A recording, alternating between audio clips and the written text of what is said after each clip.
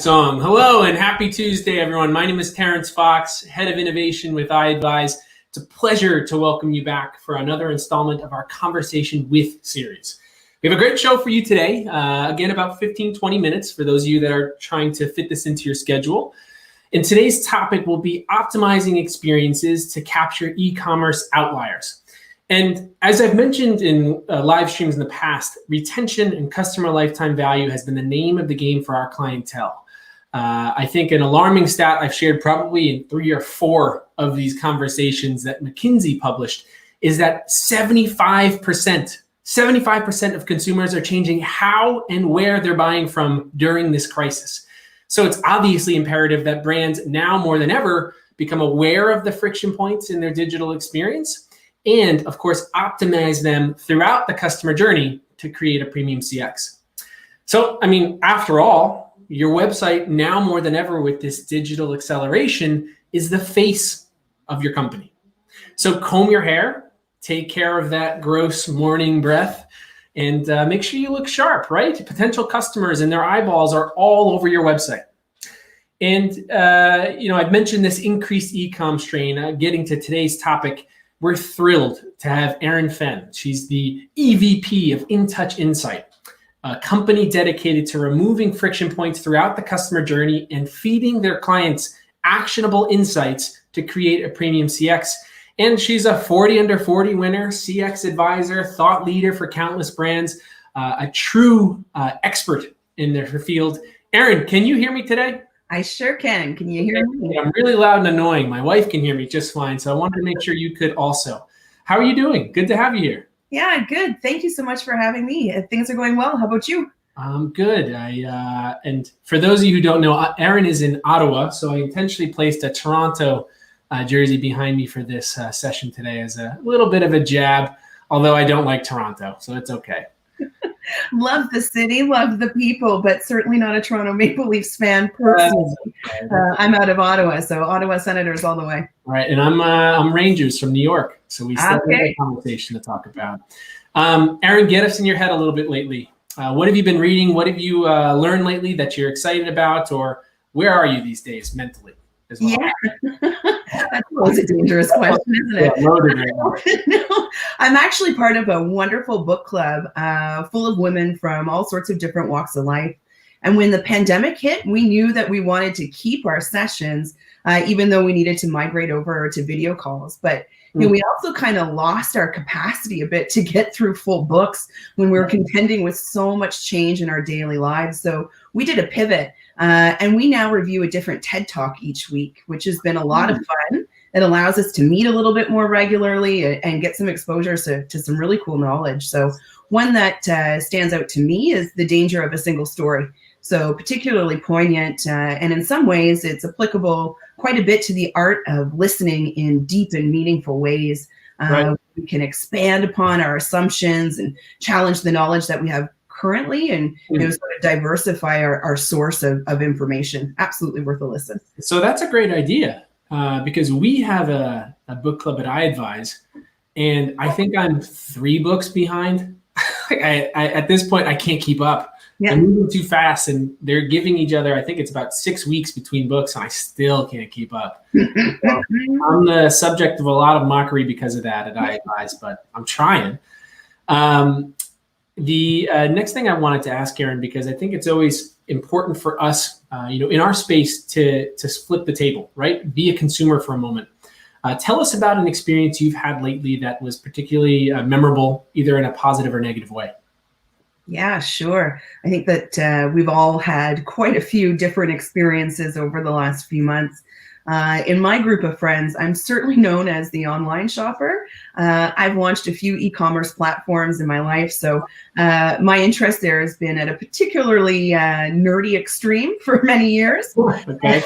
So I think in terms of a recent experience, I unfortunately complained in a corporate level survey about some service concerns early in the pandemic from a large grocery chain.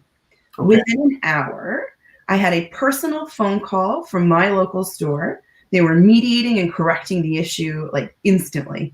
which Wow. I found incredibly impressive on how they balance the digital and the human experience with speed and precision. And it really kind of rang true to me as a true CX program because it captured that digital real life expectation in a holistic loop. It was pretty cool to witness. Yeah, and what a neat thing too, because with a grocery store, you're just one customer, right? And it's kind of nice to see that you just being one is just as important as a pile of people, right? So for them to single you out, get in touch, that's pretty cool. Yeah. You mentioned you're the serious online shopper. I mentioned in another conversation, I have a rule now at my house where my wife cannot open the package that's on our front step until she tells me what it is. I think it's a great rule, right? If you bought something and it cost us money, we should know what it is, surely, right? But that's just life when you have a 1-year-old daughter at home. You're buying things constantly. It's true. Yeah. So Erin, give me an overview of Intouch Insight. What are you guys doing up there? Why is it so impactful? What is your vision? Yeah, so we're a leading provider in customer experience management, both in services and in software. Okay. So our vision is really to support multi-location businesses in creating automated CX actions that really drive the high value actions to earn customers for life. So if you really want to kind of dive a bit deeper in what that means, I think the best way is to unpack the name of our platform, which is LEA CX. So LEA stands for listen, interpret, and act. So when it comes to how we listen, we provide tools in around mystery shopping, operational audits, surveys, social media and reputation management. And we really work to connect our partners with their voice of customer programming. And you've already been listening, which I really hope some of your audience here today has been. Yep. We bring in those external programs and their data points into our platform, which leads to interpret. So that's our reporting suite. And Intouch prides itself on offering next level insights with ease. We focus on cross-program correlations, key drivers for predictability. We look at things per location, the overall brand, and really hone in on results, which takes us to act. And in my opinion, it's one of the coolest parts of our platform. Our patent pending action campaigns really include the functionality like mobile forms, case management, and we really support our partners in helping to automate those critical actions to increase visibility, increase the speed to resolution, and sort of drive a self-healing approach. So in providing those 3 critical areas of customer experience, we really get to become your virtual CX team so that we can guide and support you in developing your own CX maturity, regardless of what you've been doing, up until today and even into tomorrow. Well, so, I mean, how important now, right? It seems like loyalty's been thrown out the window. So I can imagine that you guys are quite busy up there, which is great. Yeah, absolutely. Erin, tell me a little bit about differentiating between customer experience and customer service in this time of mass change. Why is that important? I'm really glad that you asked that. I've really come to notice that, customer service and customer experience is sort of being talked about in an interchangeable way, and they're distinctly different, right? Yeah. Customer service is really just one component of customer experience, albeit a critical one, right? Customer service is one single isolated moment in the overarching experience, whereas customer experience is the cumulative of the entire customer journey. Right. So customer experience analysis really allows businesses to hone in on those correlations of all of their activity and how that drives the entire perception of your brand. So if I was going to give you an example, supply chain feeds customer experience. Are the products in stock? Are they consistent? Are they of the right quality and at a fair price?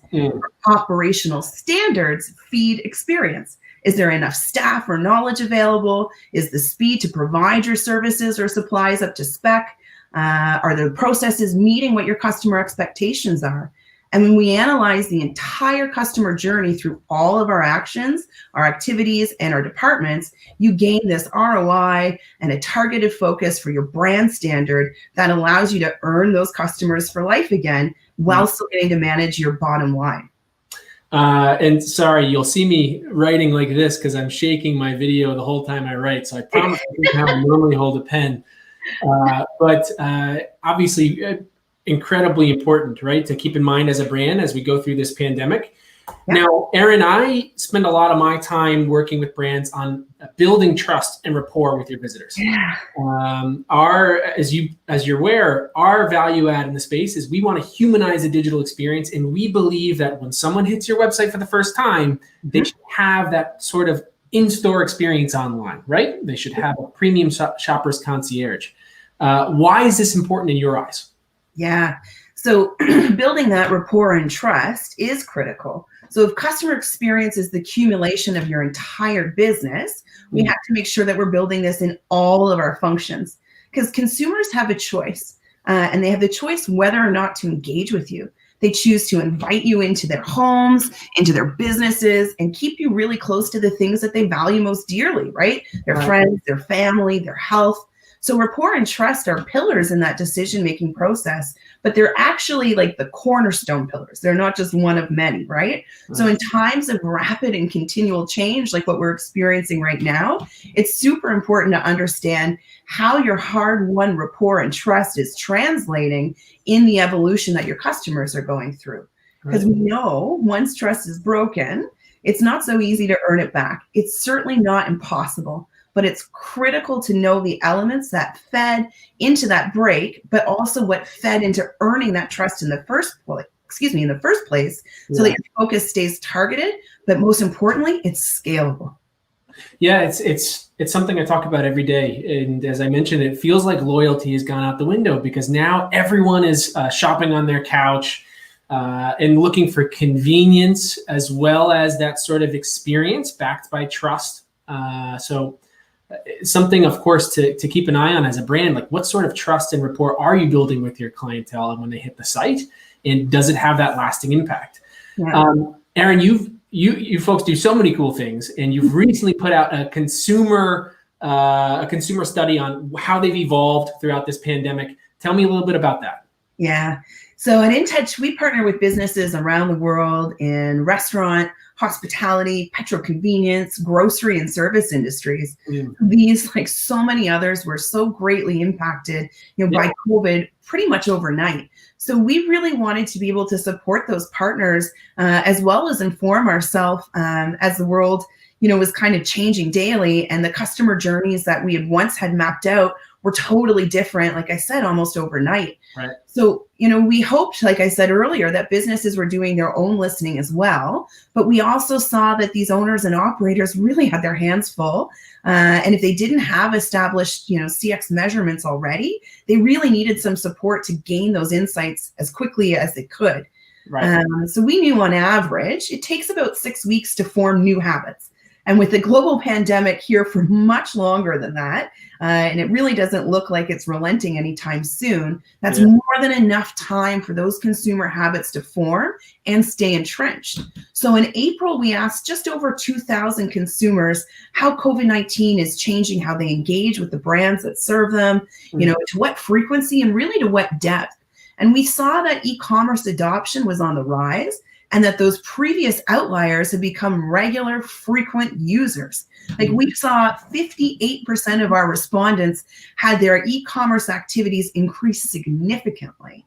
And we saw that delivery expectations had increased, and that we wanted to pay online in a contactless way, regardless of if you were doing delivery, pickup, curbside, no matter what the product or service was. 78% of respondents wanted to digitize their payment options. And what really blew our mind was that this mattered more than price and quality. We saw needs turned on their heads, where safety, whether it was in-store cleaning, PPE, other ways to shop and pay, toppled what we've all come to sort of gear our knowledge towards over the years. We all assume it's price, quality, and convenience, and what we saw trending was something very, very different. So even if we loop back to, what we were just talking about in trust and rapport, those insights helped us share not only the emerging trends, but to really drive some of that focus and conveying trustworthiness in the most impactful ways. But now, like 6 months have passed. So what we were sharing with everybody in April is still incredibly relevant, but we wanted to go and back that up. And we're sharing now today with the iAdvise team that there's a secondary report coming out later this month. So we're going to really take a look to see how much of that initial feedback remains, how entrenched are those behaviors, and what are the expectations going forward, so we can help your audience and our partners and businesses everywhere continue to succeed in their pivots. Yeah, 6 weeks for a new habit. I think I played harmonica for 3 days during the pandemic. Guitar for about 15 days, a little over 2 weeks. But it's a super cool idea, right? You want to make sure that, of course, what we first found is with these results, are they also sticking, right? Are these new habits that are changing still? Yeah. And with the digital acceleration, my dad is about a 6'6", 250-pound former football player. And even he is on the couch with his giant thumbs trying to use a smartphone, where maybe he wouldn't have in the past.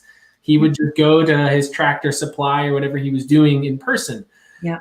And with that, I found your stat about returning in store, how many people are actually comfortable doing it. So impactful and cool, right? I think it was only 37% of respondents said that they're extremely likely to purchase in store, and it was 63% who are unsure or unlikely. And what we're doing with our client base today too is we are trying to set up that plan to have that discussion about, is it safe to come back? How do we put that forth in messaging in the way that we engage and interact with our customers? So huge fan with what you guys are doing. I think that's super cool and impactful. And yes, things are changing daily with the consumer, Yeah. So talk to me, Erin, about what you would advise for online shops, how to course correct a bit in today's climate. What should we be doing? Yeah, it's a good question, and I'm inclined to actually answer you with another question, because that's always popular. Hopefully I can answer it. How do we even know that a course correction is required, right? Mm-hmm. So we all really want to be doing something right now to take control of the current situation, to feel like we're influencing our outcomes, in a time when so much is out of our control, which I completely get. We've been catapulted into this rapid change, and it varies greatly based on our industries and by our locations. So I'm not certain that every online retailer needs to course correct at this moment, but I am confident that I have the answer of who does know. And that's your audience, right? So not just your customers, they're a key player in your audience, but as business leaders, it's absolutely integral to solicit the feedback of your active and your target audience. So those with abandoned carts or those that haven't purchased from you in some time, you really need to know what thrills and delights them just as much as what they don't want or what they wish that you could improve or provide. Right. So you need to really look at things in a holistic way, cross-functionally, with correlated data and clear action plans on what you're going to do next once you've opened up your ears and really listened, right? So in fairness to you in this interview, if I was going to pull two items out for today's audience, I think I'd tie it back to those needs of safety and trustworthiness, right? Online shops need to share how they offer secure payments, how they protect privacy and user data, how they intend to deliver their goods or services to meet or exceed the user's local safety standards, right? When you're selling in an online format, you still need to pay attention to, that state, that county, that province, because it's different for everybody right now. And you need to be able to tell the story of how that's readily available, right? Yeah. And then I think the second thing I give you is personification. People miss people, right? People need people. And we've proven that to ourselves over this last 6 months, right? So we miss engaging with ease. And like I said earlier, customer service is a critical moment in CX, and people want to be seen and heard, and have those niceties of daily life kind of returned to them. So you need to really look at ways that you can humanize your digital experience every step of the way. Yeah, I'd be interested in seeing if you guys were doing any sort of surveys down the road on how many of us are going to actually turn into old curmudgeons sitting in our house, because this feels like the new normal and this is the new way of living. Yeah. You mentioned, Erin, monitoring abandoned carts and some of the normal things to keep your eye on. What else are you tasking e-commerce leaders with tracking? What KPIs do you have your hands on? Yeah. So digital CX is the cumulative of the entire journey map, right? Right. So if you've only been measuring so far something like total revenue, it's time to pass that mic to your audience and really listen. So I'd suggest, if you haven't been doing anything up until now, start with a simple NPS survey, get some feedback on the likelihood to recommend, formalize your view of social reputation outputs. So you might be looking at, let's say, your Facebook results and your Yellow Pages results and your Google results as something completely different. I highly recommend that you pull it all under one umbrella. Use a tool like sentiment analysis across all of those programs to allow you to truly see what your audience loves, where there's some yellow flags that you could get after now before it's a big problem, and what's simply just not working. Because those correlations will, between your functional groups like marketing, operations, and customer service, are absolutely going to give you the roadmap to repeatable, scalable success. Right. So you want to know what your users are engaged with. Page views, dwell time, those metrics are important to predict intent, but voice of customer programming is just that. It's true, real, actual voice. So it's a lot less to predict and a lot more to act on. Authentic, right? Absolutely. Erin, talk to me about your customers. What has the impact been of COVID-19? I almost said COVID Q4. COVID-19, we are in Q4. What has the impact been on your business and your customers? Yeah, I think just like everybody else, we've all felt this some way or another in our businesses. So in some areas, we had more challenges than other segments, right? So the majority of our overt and covert audit programs, they're performed by people on site. So in some cases, on-site was just simply closed, and we really needed to help our partners pivot to keep their data coming in consistently. So when we think about those in-person audits, we've really been able to help our partners design the virtual equivalent and transition over. We've also taken some steps to make it easier for customers to take on some of these new digital tools. So we expanded our free offer on our mobile forms. So we can really help people standardize some of this change that we're all experiencing. And I think when it comes to our customers, we saw, so many of them either closing for a long period of time or adjusting to new business models. And they had a lot more to adhere to with respect to health and safety changes in the landscape. So as they've been reopening, we really see them digging in deeper to all of their areas of CX, with health and safety and digital experiences absolutely running paramount. Right. And we've seen a lot of the same here. So my next question, I don't want you to say, of course it has. Tell me how it has. Retail visitors and customer expectations have been constantly changing. Yes. How have you seen, I guess, what would be your key takeaways on how they've changed during COVID?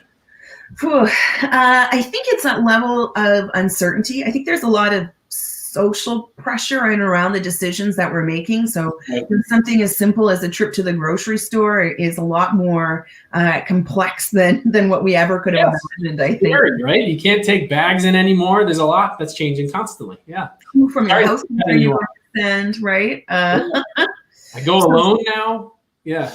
Which there's kind of some beauty in that, right? If you're looking to escape all the dogs and kids, volunteer to be the one to go to the store. Yeah. But the change has been exponential for sure. And, I'm in Canada. So with winter coming, it's bound to evolve that much further. I think that in the summer months and in the warmer weather, we had a lot of luxury to sort of stay outside and be spaced out. And now we're going to have to, keep pushing through that evolution. But I really think that those core needs of feeling safe and comfortable have continued to rise across a lot of areas in that customer journey. So not to plug it again, but I really encourage you and everybody else to come back in a couple of weeks and see our new consumer report to see how much of this trending is actually sticking around for the long haul.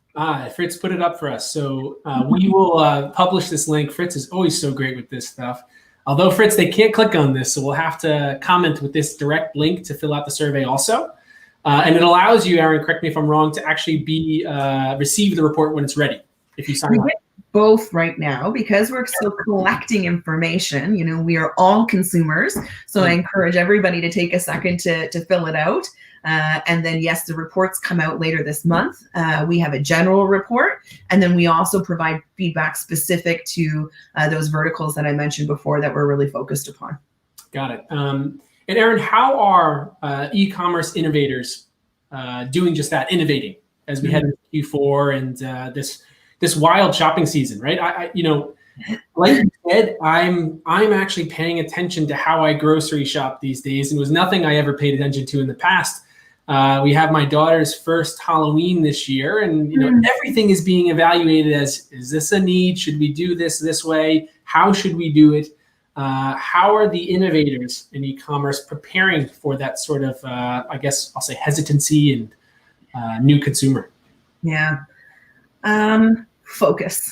Focus on their niche, focus on their processes, especially when so much is new, right? You need to establish it and make sure it ties back into, the core values of your brand, say in 2019, are they translating through today?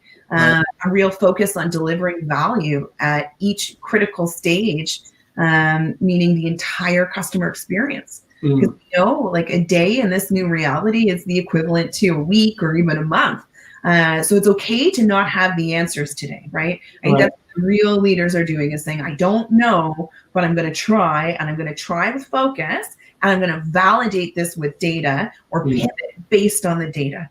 So the strongest e-commerce innovators, they're really soliciting that feedback and using the tools to quickly determine what other pivots are required, how they're faring with the ones that they've already made.